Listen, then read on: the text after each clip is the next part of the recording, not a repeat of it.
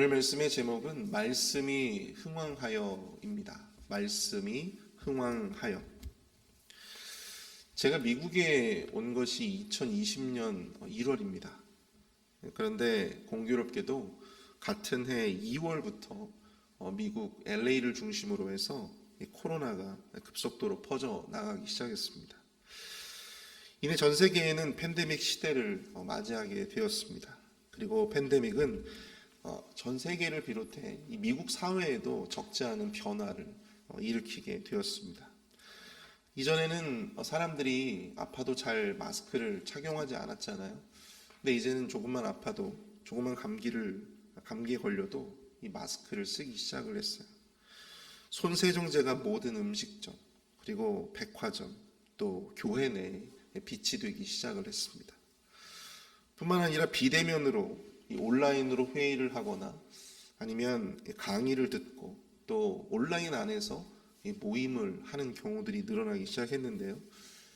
이것은 미국 사회 내에서 이 온라인 문화의 저변을 확산시키는 굉장히 큰 계기가 되었습니다. 이 코로나라고 하는 전염병 하나로 말미암아 미국을 비롯한 전 세계에 실로 엄청난 이 변화를 맞게 된 것이죠. 이처럼 전염병 하나도 이 사회에 엄청난 변화를 야기하는데 하물며 하나님의 말씀은 과연 어떻겠습니까? 복음이 임하고 또 말씀의 부흥이 임하게 되었을 때 이 조선의 대표적인 기생과 환락의 도시라고 일컬어졌던 이 평양이 동방의 예루살렘이 되었다고 합니다. 뿐만 아니라 그런 우리나라의 부흥운동이 전 세계로 알려지면서 원래 우리나라의 명칭이 조선이었잖아요. 그런데 선택된 민족이라고 하는 어떤 그런 의미로 더 초즌이라고 하는 그런 이름으로 불리게 되었다고 합니다. 이처럼 어느 개인이나 혹은 사회나 혹은 민족이나 국가나 이 말씀이 임하고 그 말씀이 흥왕하면 놀라운 변화를 일으킬 수밖에 없다라고 하는 사실입니다. 바로 이것이 말씀의 능력인 것이죠. 오늘 본문에서 누가는 이 바울에 의해서 이 에베소 지역에서 벌어졌던 이 사건들을 소개하고 있습니다. 바울이 열심히 복음을 전하고 말씀이 그 지역에서 흥왕케 되어진 결과 그 땅에는 과연 어떠한 변화가 생겨나게 되었을까요? 오늘 새벽에는 이 본문을 중심으로 이 말씀이 흥왕하면 찾아오게 되는 변화들, 바로 그것에 대해서 말씀을 나누고 함께 은혜를 나누어 보고자 합니다. 첫 번째로 이 말씀이 흥왕하면 우리가 주를 위하여 기꺼이 감내해야 할 것들을 감내하게 된다라고 하는 것입니다. 말씀이 흥왕하면 우리가 주를 위하여 기꺼이 감내해야 할 그것들을 감내할 수 있게 된다라고 하는 것입니다. 바울은 에베소 지역의 사역을 통해서 가장 먼저 회당에서 석 달 동안 하나님 나라에 관한 강론을 했다라고 말씀하고 있습니다. 강론이라고 하는 것이 무엇입니까? 하나님 나라의 도에 대해서 가르쳤다 이 말이에요. 말씀을 증거했다라고 하는 것입니다. 그런데 오늘 본문 9절을 보시면 어떤 사람들은 마음이 굳어 순종하지 않고 무리 앞에서 이 도를 비방하거늘 바울이 그들을 떠나 제자들을 따로 세우고 두란노 서원에서 날마다 강론하니라 이렇게 말씀합니다. 자, 이곳에서도 어김없이 이 에베소 지역에서도 어김없이 이 바울이 전하는 복음에 반대하는 자들이 있었다라고 하는 것입니다. 그들은 마음이 굳어서 순종하지 않고 오히려 바울이 전하는 복음을 비방하였다. 그렇게 말씀을 하고 있어요. 그런데 여기서 바울을 한번 여러분 주목해 보시길 바랍니다. 바울은 쓸데없이 그들과 더불어 논쟁하지 않습니다. 자신을 반대하고 또 자신이 전하는 이 복음에 반대하는 사람들과 실랭이를 버리지 않는다라고 하는 것입니다. 거기에 자신의 그 소중한 시간을 투자하지 않았다라고 하는 것입니다. 누가 옳고 누가 그르니 따지지 않았다는 거예요. 그냥 그곳을 떠나서 따로 다른 곳에서 제자들을 따로 세우고 두란노 서원에서 2년 동안 날마다 복음을 강론했다라고 성경은 기록하고 있다는 것입니다. 왜 그곳이 두란노 서원이었는지는 모릅니다. 그 서원의 주인의 이름인지 아니면 당시 유명한 어떤 철학자의 이름을 딴 것인지 그것은 확실하지 않아요. 그러나 이런 서원들은 보통 이 더운 낮 시간, 즉 오전 11시부터 오후 4시까지는 좀 비어져 있었다고 합니다. 오전에는 날이 선선했던 이 오전에는 주로 그곳에서 여러 철학자들을 모시고 그들의 강의를 듣는 것으로 그것을 활용했어요. 그리고 날이 더워지면 낮 시간에는 그곳에서 강연이 없으니까 이 바울이 와서 성경을 가르치고 하나님 나라에 대한 복음을 증거했던 것입니다. 바울은 시간이 날 때마다 복음을 전하고 또 전했습니다. 복음에 반대하는 자들 또한 자신이 반대하는 자들에게 할애할 시간이 없었어요. 그는 자신과 복음을 반대하는 자들보다 이 복음을 찾는 자들을 위해서 자신에게 반대하고 또한 이 복음을 반대하는 자들이 아니라 자신을 받아들이고 또한 이 복음을 찾는 자들, 구하는 자들, 그들을 위해서 자신의 시간을 투자했다라고 하는 것입니다. 무려 2년의 시간, 그것도 매일같이 2년의 시간 동안을 매일같이 그곳에서 말씀을 전했다는 거죠. 이게 그냥 우리가 듣기에는 그냥 했나 보다 그렇게 생각할 수 있겠지만요, 이 매일같이 하루를 쉬지 않고 무려 2년의 시간 동안을 그렇게 말씀을 전하고 또 가르쳤다라고 하는 것이 여러분들이 보통 인내로 할 수 있는 일이 아니다라고 하는 것입니다. 오늘 본문에서는 여러분 나오고 있지는 않지만요, 저는 이 에베소의 회당에서 이 사도 바울에 반대했던 사람들이 그곳까지도 찾아와서 바울과 바울이 전하는 도를 반대하는 일들이 있었다라고 저는 생각되어져요. 왜 가지 않았겠습니까? 그의 사역을 방해하고 음해하고 또한 폄훼하기 위해서 여러분 예수님의 일을 기억하시죠?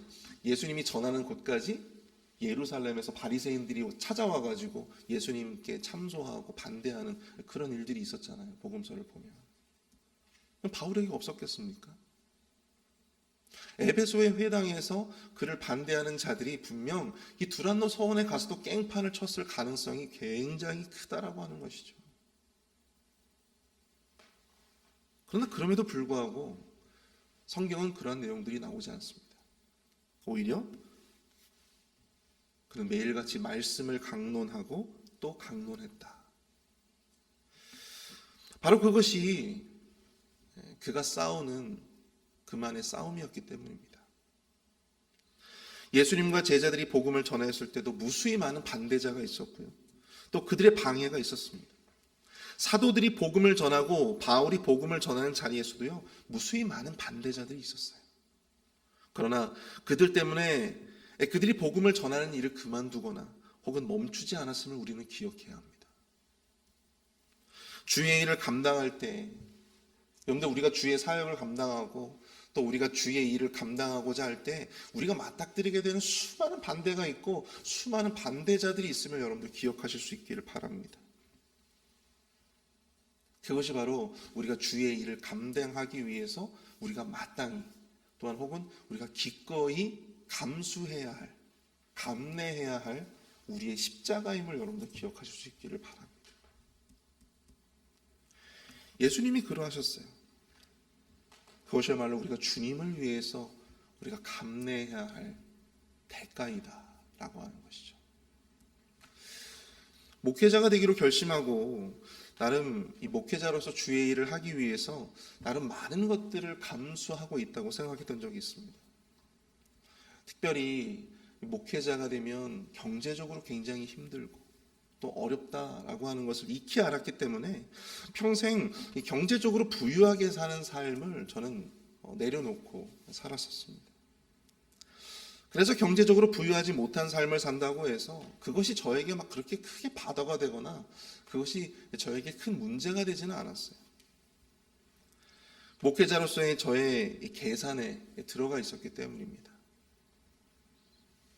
그러나 경제적으로 부유하지 못한 삶을 산다고 해도 이 목회자로서의 어떤 명예 혹은 목회자로서의 어떤 성도들의 인정, 존경 이런 어떤 무형의 가치를 소유할 수만 있다면 목회자로서 가난하게 산다고 해도 그것이 저에게는 큰 문제가 되지 않는다라고 생각을 했습니다.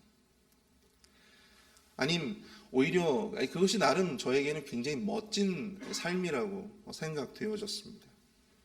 그러나 여러분, 그간에 제가 이 목회를 20년 넘게 목회를 쭉 해보면서 느끼는 것은요, 이 목회자로서 이 명예와 인정과 존경이라고 하는 이 무형의 가치를 소유하면서 사는 삶마저도 굉장히 힘들다라고 하는 사실을 깨닫게 되는 거예요. 바울의 경우처럼 이 사람들의 반대를 만나기도 하고요, 또 이 사람들의 오해를 사기도 하고, 또 없던 말들로 인해서, 또 하지 않았던 행동으로 인해서 음해를 당하고 또 폄훼당하는 그런 일들도 만나게 되더라는 것입니다. 그럼 어떻게 되겠습니까?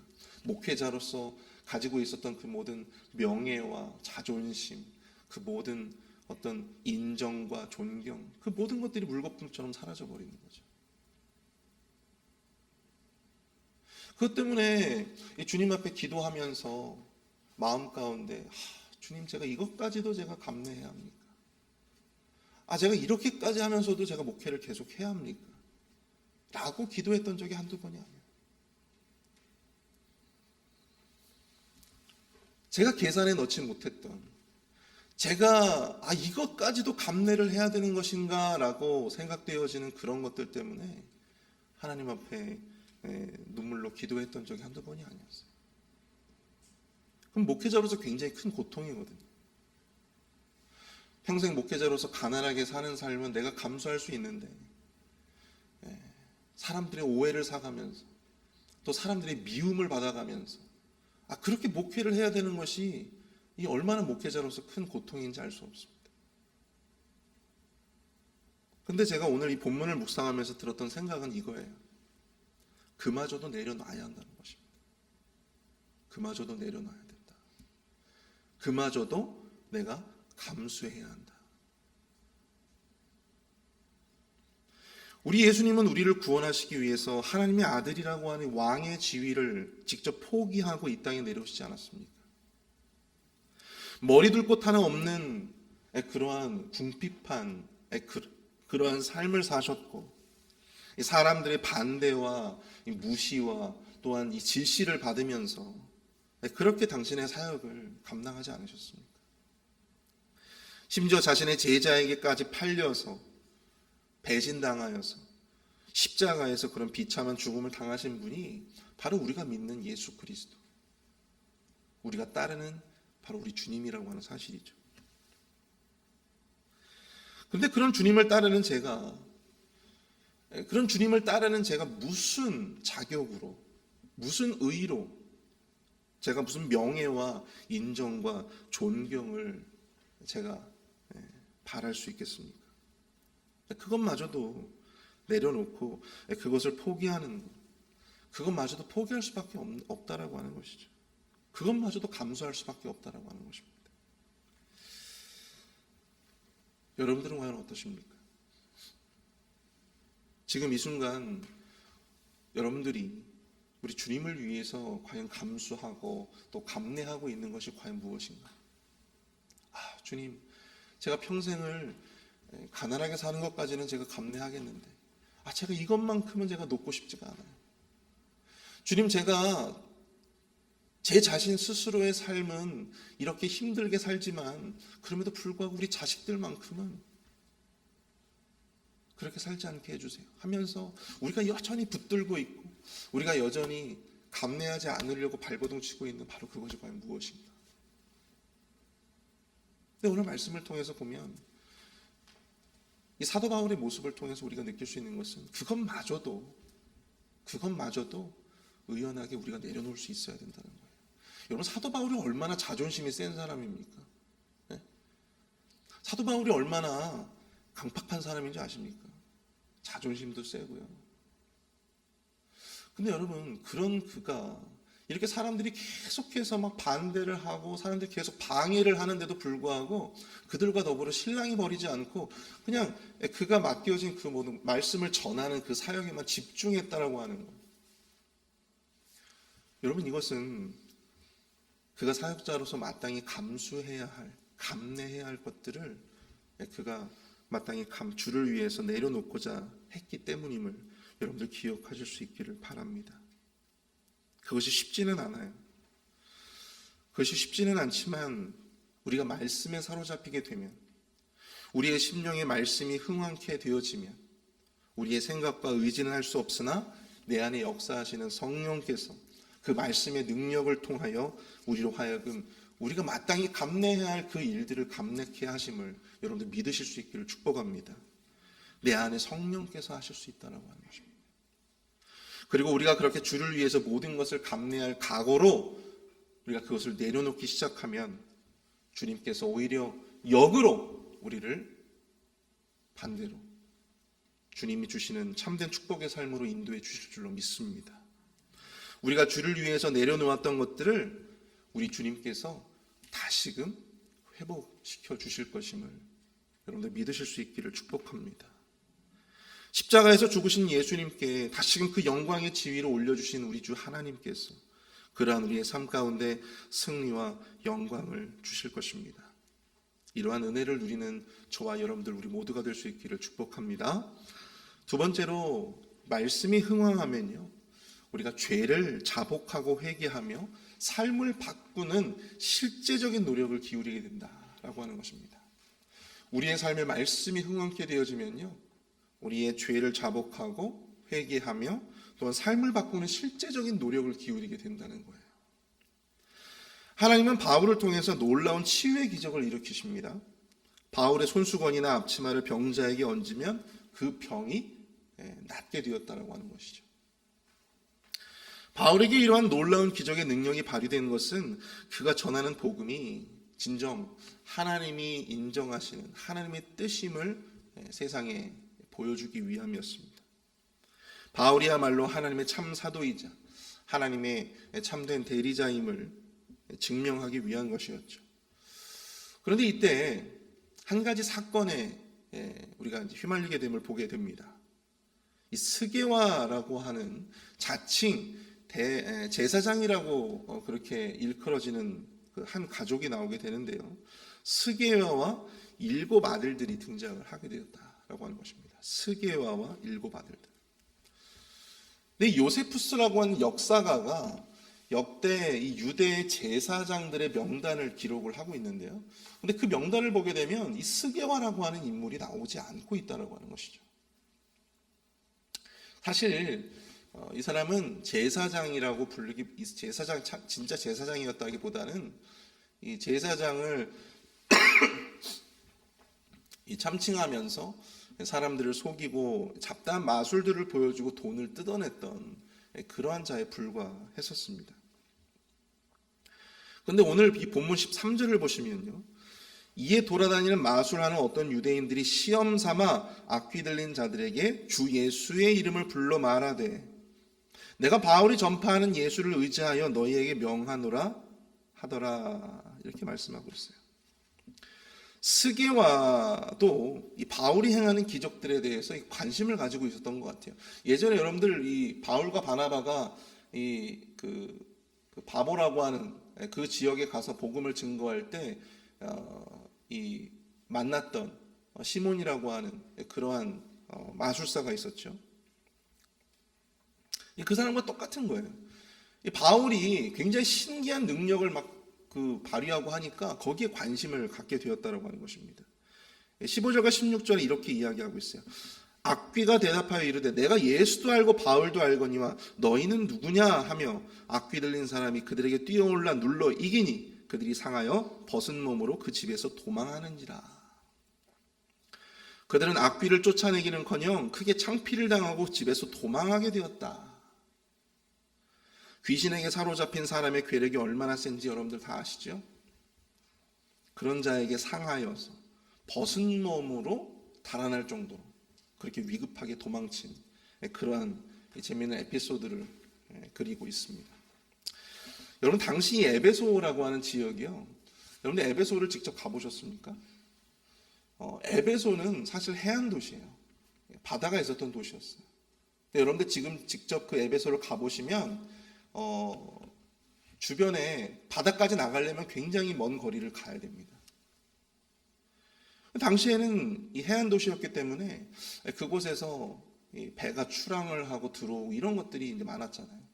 그러면서 이 뱃사람들의 어떤 미신, 그리고 뱃사람들의 어떤 그 어운을 빌어주는 어떤 그러한 행위들, 그런 이 마술들이나 신비주의적 풍속들이 그 에베소 지역에 굉장히 팽배해져 있었다. 그렇게 역사가들은 기록을 하고 있습니다.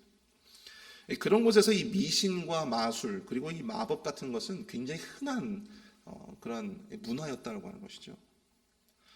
뿐만 아니라 오늘 본문에도 나오듯이 당시 에베소 지역의 이 그리스도인 중에 상당수가 이런 마술 업계에 종사하고 있었던 자들이었다라고 하는 것입니다. 그러나 그랬던 그들이 말씀을 듣고 또 그 말씀을 받아들이니까 어떤 일들이 벌어져요? 자신들이 종사해오고 또 자신들이 일해왔던 그 마술 업계에서 종사하던 그 많은 사람들이 회개를 하고 자신의 죄를 자복하고 그리고 자신이 그동안 읽어왔던 그 모든 마술에 관련된 모든 책들을 다 어떻게 했대요? 다 불태우게 되었다. 근데 그 양이 얼마나 된대요? 그 값을 추정을 해보니까 약 은 5만 드라크마. 은 5만에 달했다. 이것이 이제 드라크마거든요. 은 5만 드라크마. 여러분, 한 드라크마가요, 노동자의 하루 품삯이 한 드라크마였어요. 5만 드라크마는 얼마입니까? 5만 명의 노동자가 하루 동안 벌 수 있는 돈이에요. 자신의 삶을 바꾸기 위한 실제적인 노력이 그들 삶에 있었다라고 하는 것입니다. 그동안 자신들이 정말 생업으로 여기고 삶의 중심으로 여겼던 그 모든 것들을 다 포기하고 회개로 나아갔던 그런 모습들을 보여주고 있었다라고 하는 것이죠. 예전에 저희 나라에 그 IMF가 있었잖아요. IMF 시절이 있었습니다. 1998년도. 제가 기억하기로는. 그때 여러분 명예퇴직 열풍이 불었었어요. 명예퇴직 열풍. 그때 퇴직 열풍이 하도 부니까 저희 아버지께서 저에게 대학교 가기 전에 9급 공무원 시험을 꼭 합격을 하고 가라. 이런 이야기를 했던 적이 제 기억이 나요. 저희 아버지도 공무원이셨거든요. 그래서 9급 공무원 시험을 합격해. 왜냐면 공무원은 철법통이라 그래가지고 퇴직에 대한 그런 그 압박이 덜 하잖아요. 요즘은 아닙니다. 예전에 그랬다는 얘기예요. 그런데 이 40대, 제가 40대인데요. 이 40대에 어떤 명예퇴직 열풍이 막 불었었어요. 그래서 막 40대가 되면 대기업에서 나가라, 퇴직해라 권고하던 그런 시절이었습니다. 물론 지금은 아니겠죠. 그 당시 IMF 시절을 의미합니다. 근데 예전에 제가 이제 서울에서 사역했던 그 교회가 있었는데요. 그 교회는 거의 성도들의 80% 이상이 대기업에서 종사하거나 혹은 대기업에서 종사했던 분들이에요. 그런 분들이 많다 보니까 제가 한번 궁금해서 한번 여쭤본 적이 있었어요. 그때 포스코에서 임원으로 은퇴하셨던 분을 제가 이제 저와 같이 사역을 하시게 돼가지고 같이 이제 이렇게 말씀을 나누게 됐는데 그분한테 그런 말씀을 제가 들었습니다. 아니 왜 40대만 하더라도 굉장히 아주 팽팽하게 일을 열심히 할 수 있을 것 같은데 왜 대기업은 왜 40대에 그렇게 은퇴를 종용합니까? 왜 그랬던 것이었습니까? 이렇게 물어보니까 그분이 그런 이야기를 하는 거예요. 목사님, 40대만 돼도 혁신이 불가능합니다. 그러는 거예요. 40대만 돼도 혁신이 불가능하대요. 이게 무슨 말인가 하고 들어보니까 40대만 돼도요, 더 이상 이 혁신적인 사고를 하지 않게 되더라고요. 40대만 돼도. 여러분, 대기업이라고 하는 곳이 어떤 곳입니까? 매일같이 혁신적인 사고와 혁신적인 아이디어가 필요한 곳이잖아요. 그런데 40대만 되더라도 혁신적인 사고가 불가능하다는 거예요. 40대로 접어들면 사람은 자신을 더 이상 바꾸려 하지 않는다고 하는 것입니다. 40대가 되면 더 이상 사람들은 자신이 그동안 살아오던 삶의 어떤 그런 모습들을 바꾸려 하지 않는다는 거예요. 40대가 돼도. 여러분들은 지금 나이가 어떻게 되십니까? 50대, 60대가 되면 더 하겠죠? 더 할 거예요. 내가 그동안 믿어오고 내가 그동안 살아왔던 삶의 관성을 거스르면서 내가 혁신적인 사고로 나아가기가 쉽지 않더라는 거예요. 그렇기 때문에 대기업에서는 40대가 돼도 나가라. 그렇게 한다라고 했었다라고 하는 것이죠. 모두 동의할 수는 없지만 사실 그래도 일리 있는 그러한 생각이 아닌가 생각이 됩니다. 사랑하는 성도 여러분, 나이가 40세만 넘어도 우리는 살아오던 삶을 그대로 쭉 가져가고 싶어 하는 것이 바로 우리의 모습입니다. 그것을 바꾸기란 여간 어려운 것이 아닙니다. 여러분, 다이어트가 왜 어렵습니까? 그동안의 자신의 삶의 패턴을 바꿔야 되기 때문이에요. 그럴 수 있어야 다이어트가 되는 것입니다. 여러분, 회개가 왜 어렵습니까? 자신의 삶의 패턴을 바꿔야 되기 때문입니다. 자신이 살아오던 삶의 사고의 방식, 삶의 행동의 방식, 그 모든 것들을 바꿔야 되기 때문이에요. 지금까지 자신이 옳다고 여기던 모든 것들을 버리고 이제부터 주가 옳다고 여기는 그 삶의 방식으로 나아가야 하기 때문에 회개가 어려운 것입니다. 내가 옳다고 여기던 일이 아니라 주가 옳다고 여기던 일을 하고 살아야 하는데 그렇지 못하는 것이 바로 우리의 삶의 모습이에요. 그래서 회개가 어려운 것입니다. 그러나 말씀이 진정으로 내 안에 흥왕케 되어지면, 말씀이 내 안에 들어오고 진정으로 그 말씀이 내 안에서 역사가 이루어진다면, 여러분 히브리서 4장 말씀 여러분 기억하시죠? 말씀은 살았고 뭐가 있어서? 운동력이 있어서 말씀이 역사하는 거예요. 내 안에 말씀이 역사하면요, 우리가 하지 못했던 또 하고자 생각하지 않았던 그 모든 일들을 할 수 있는 능력이 우리 안에 생기게 됨을, 이 에베소의 수많은 마술사들이 자신의 생계였고 자신의 삶의 중심으로 여기던 마술의 일을 버리고 마술책들을 모조리 불살라 버렸던 것처럼 우리가 그동안 나를 위해서 내가 옳다고 여기던 일들을 과감하게 포기하고 온전히 주가 옳다 여기는, 주가 옳다 말씀하시는 그 일 가운데 우리가 전념할 수 있게 되어진다라고 하는 것입니다. 말씀이 내 안에 흥왕케 되어질 때, 그 말씀의 은혜가 오늘 저와 여러분들의 삶에 충만하게 있어지게 될 줄로 믿습니다. 내 안에 말씀이 나를 변화시키는 그 놀라운 경험들, 그 실제적인 노력들이 오늘 우리에게 있게 되어지기를 축복합니다. 우리 시간 함께 말씀을 생각하시면서 우리 합심해서 함께 기도하며 나가도록 하겠습니다. 주님, 내 안에 말씀으로 충만케 하여 주시옵소서. 내 삶의 말씀이 흥왕케 되는 그 말씀의 부흥을 경험하게 하여 주시옵소서. 말씀을 통해 내가 주를 위해 감수해야 할 것들을 감수하게 하여 주시고, 또 말씀을 통해 내 삶의 변화를 위한 구체적인 실천과 노력이 있게 하여 주옵소서. 함께 우리 말씀을 놓고 함께 기도하도록 하겠습니다.